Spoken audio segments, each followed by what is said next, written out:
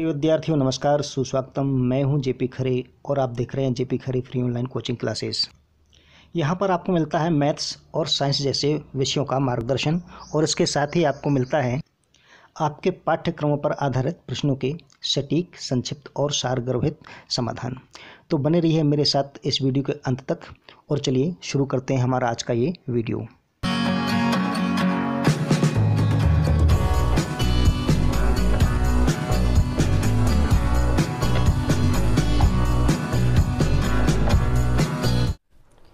Dear students, आज के video में आप समझेंगे एटॉमिक स्ट्रक्चर यानी कि परमाणु संरचना से रिलेटेड नील्स बोर का परमाणु मॉडल। तो स्टूडेंट्स, जैसा कि आप जानते हैं कि दुनिया का कोई भी पदार्थ होता है वो छोटे छोटे कणों से मिलकर के बना होता है जिनको हम अणु कहते हैं।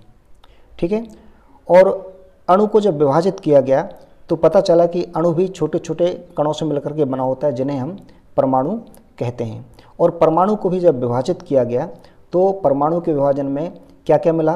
न्यूट्रॉन, प्रोटॉन, इलेक्ट्रॉन और भी बहुत सारे कण मिले, परंतु इसमें मुख्य हैं आपके न्यूट्रॉन, प्रोटॉन और इलेक्ट्रॉन।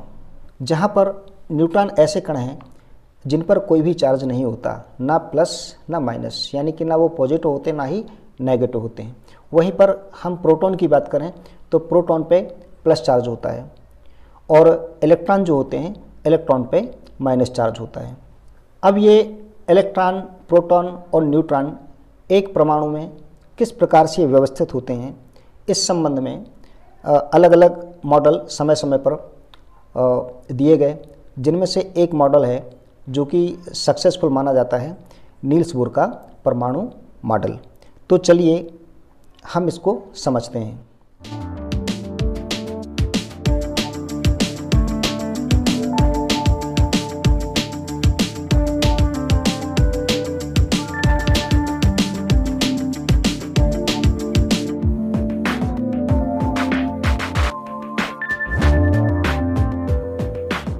जो न्यूट्रॉन और प्रोटॉन होते हैं वह परमाणु के नाभिक में होते हैं।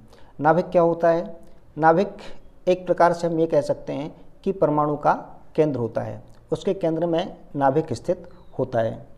इस तरह से ये नाभिक होता है। नाभिक में ये न्यूट्रॉन हो गए और ये प्रोटॉन हो गए। अब बात रहती है इलेक्ट्रॉनों की, तो इलेक्ट्रॉन किस प्रकार से व्यवस्थित होते हैं? जैसा हमारा सौरमंडल है ना, कि सूर्य होता है और सूर्य के चारों तरफ अलग अलग कक्षाओं में बाकी के ग्रह जो है चक्कर लगाते हैं। इसी प्रकार से यहाँ पर ये नाभिक होता है।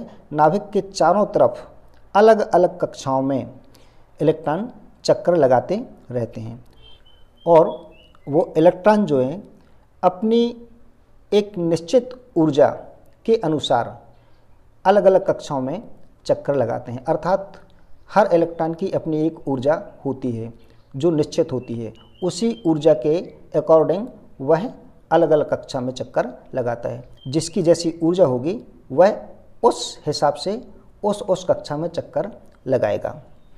इस तरह से आप देख रहे हैं कि ये नाभिक है और ये जो वर्तुल बने हुए हैं यानी कि वृत्त बने हुए हैं, ये कक्षाएं हैं जिनमें इलेक्ट्रॉन चक्कर लगाते हैं अपनी ऊर्जा के हिसाब से। उनकी जैसी ऊर्जा होगी वैसी ही कक्षा में इलेक्ट्रॉन चक्कर लगाएगा।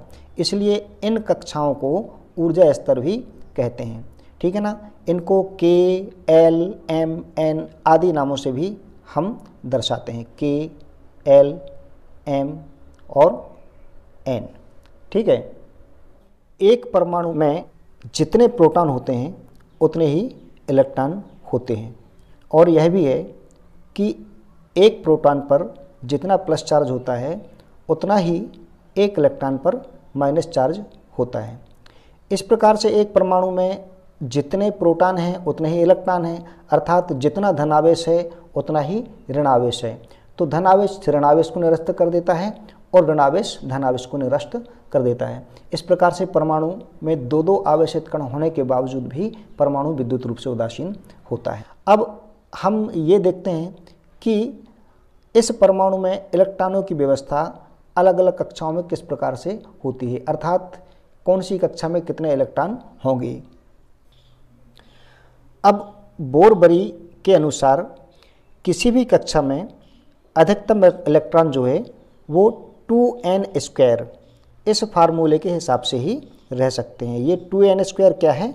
n यहाँ पे कक्षा का क्रमांक है, वो भी नाभिक की तरफ से। जैसे मान लीजिए ये कक्षा है, ये नाभिक से पहली कक्षा है, तो इस इलेक्ट्रॉन में 2n² यानी कि 2 गुणित n यहाँ पे हुआ 1 का वर्ग, तो ये क्या हो जाएगा 2 गुणित 1 बराबर 2, यानी कि पहली कक्षा में 2 इलेक्ट्रॉन रहेंगे। इसी प्रकार से दूसरी कक्षा में कितने इलेक्ट्रॉन आ जाएंगे? इसी फार्मूले से देखिए 2n² से 2 गुणित n यहाँ पे हुआ 2, तो 2 का स्क्वायर, तो 2 गुणित 2 का स्क्वायर बराबर क्या हुआ 2 गुणित 4 बराबर 8। इस प्रकार से दूसरी कक्षा में 8 इलेक्ट्रॉन आएंगे। और तीसरी कक्षा में क्या हो जाएगा 3 का स्क्वायर यानी कि 9, और उसका 2 से गुणा हो जाएगा 18। इस प्रकार से तीसरी कक्षा में 18 इलेक्ट्रॉन आ जाएंगे। इस तरह से हम विभिन्न कक्षाओं में इलेक्ट्रॉनों की संख्या ज्ञात कर लेते हैं।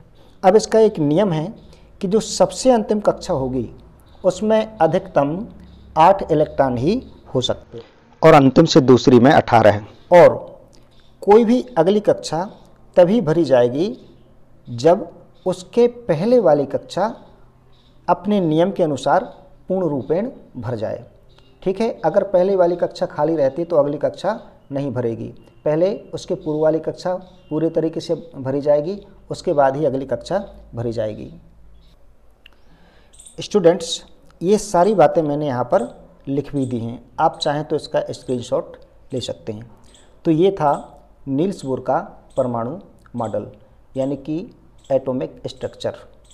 ठीक है ना।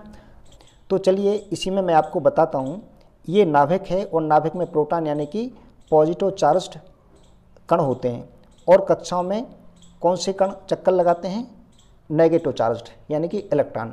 तो होता क्या है, आपको पता है कि प्लस चार्ज और नेगेटिव चार्ज यानी कि माइनस चार्ज, इनमें एट्रैक्शन होता है, आकर्षण होता है। तो अब जो इलेक्ट्रॉन नाभिक के पास वाली कक्षा में उपस्थित होते हैं वो इलेक्ट्रॉन नाभिक के साथ प्रबल आकर्षण बल से बंधे होते हैं, और जैसे ही कक्षाएं दूर होती जाती हैं, दूर वाले इलेक्ट्रॉन जो हैं वो नाभिक के साथ में आकर्षण बल उनके बीच कम होता जाता है, और जो सबसे बाहरी कक्षा होती है वहाँ पर नाभिक के आकर्षण बल का प्रभाव होता तो है, लेकिन ये मान के चलिए कि ना के बराबर।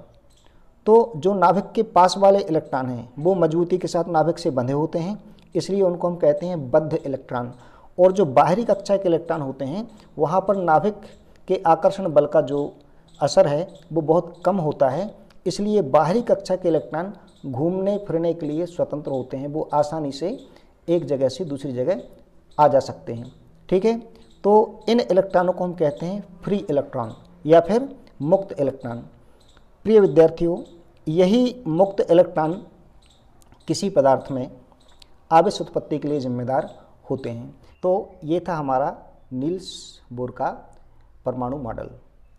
फिर मिलेंगे किसी अगले वीडियो में, तब तक के लिए मैं आपसे विदा लेता हूँ।